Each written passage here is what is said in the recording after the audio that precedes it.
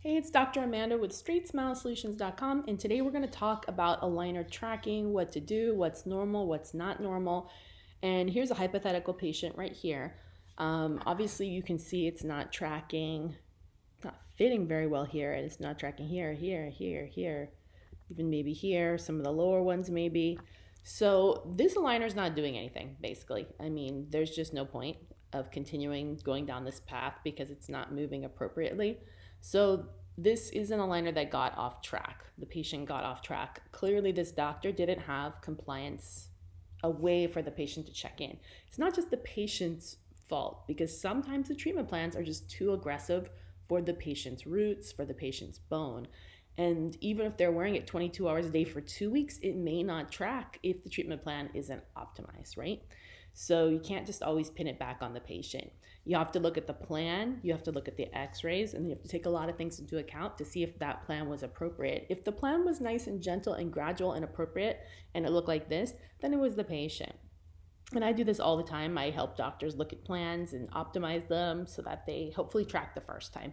So I always recommend that you create a virtual check-in accountability loop. I know that's a mouthful, but basically it means that every week, if they're on weekly check-ins or 10-day check-ins, they are sending using one of the HIPAA compliant different programs that are out there, or you can create your own. There's a lot of them in my book. You goes over some of the different programs.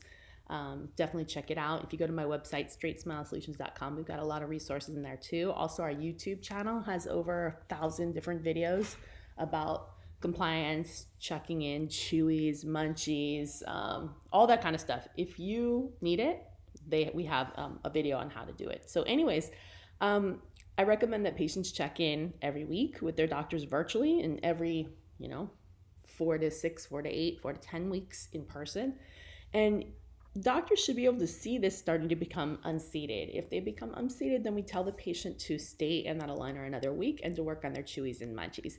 If they can't get it seated, they need to go back to the previous aligner and wear that another week. Try that for a week and then proceed. If it still continues to be unseated, you might have to go back a few more aligners. So it's really important that your patients are saving their old aligners because sometimes you need to backtrack if the patient went too fast or if the patient isn't tracking.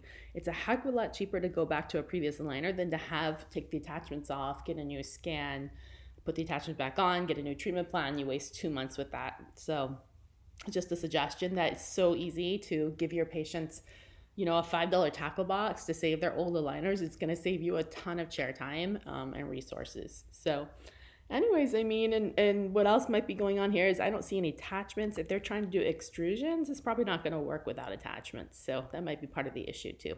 But hopefully this was helpful. Thanks so much for listening. Check out some of our resources. Take care.